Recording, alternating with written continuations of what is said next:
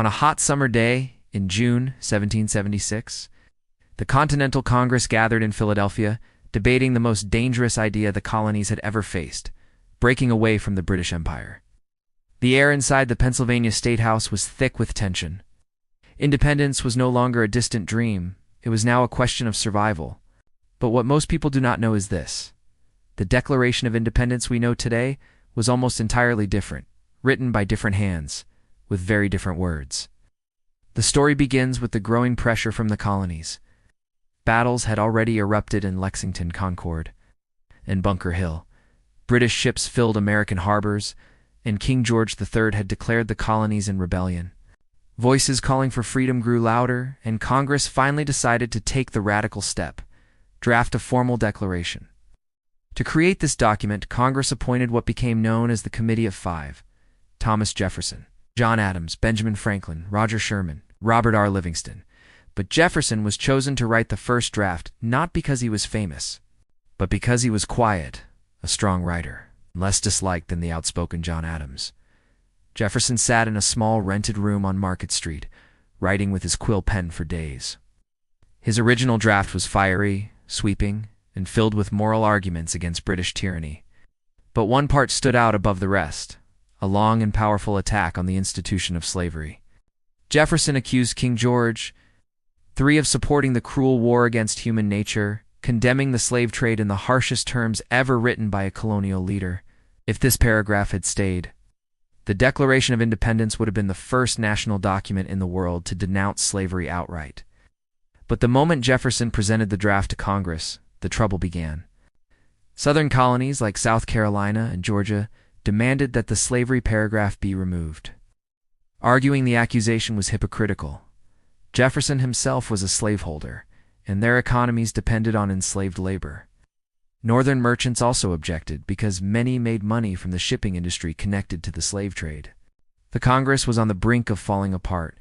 They needed unity, or independence itself would fail. Reluctantly, painfully, Jefferson watched as the entire section was deleted. This was not the only change. Congress went through Jefferson's draft line by line, cutting, rearranging, and softening language they worried might offend potential allies. Jefferson described the British people as uncaring and cruel. Congress removed those lines to avoid insulting civilians who might later support their cause. Nearly one-fourth of Jefferson's original text was erased or rewritten. The most emotional passages, the ones Jefferson loved most, vanished forever. Jefferson was furious. He sat silently in Congress as members crossed out his sentences and edited his phrasing. Yet deep down, he understood. The document was no longer his. It belonged to a nation struggling to be born. Another surprising detail is that John Adams had originally written his own draft of a declaration. So had Benjamin Franklin. If either of theirs had been chosen, the declaration would have sounded very different. More formal, more political, less poetic. Adams admired Jefferson's writing so much that he insisted Jefferson take the lead. "You write 10 times better than I do," Adams admitted. Even after Congress finalized the text, the document we imagine today, with its famous large signature of John Hancock, did not yet exist. The neatly written, elegant parchment shown in museums was not the version the colonies first read. The first official copies, known as Dunlap broadsides, were printed overnight on July 4th and distributed across the colonies. The handwritten parchment was completed later, and many signers added their names over the next several months, as some men never signed at all. The Declaration of Independence, as history remembers it, was shaped by compromises, disagreements, political pressure, and the desperate need for unity. It was not a perfect document, even the founders knew this. But what survived became a bold statement of human equality and self-rule, one that changed the course of world history. Today, Jefferson's deleted paragraphs are rarely shown in textbooks. Few people know how different America's founding document almost became. But the struggle, the edits, and the voices behind it all remind us that the Declaration was not written by one man. It was forged by a country fighting to define itself.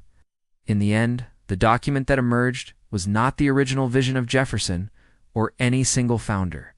It was the voice of a united people, imperfect, conflicted, courageous, declaring to the world that they were ready to stand on their own,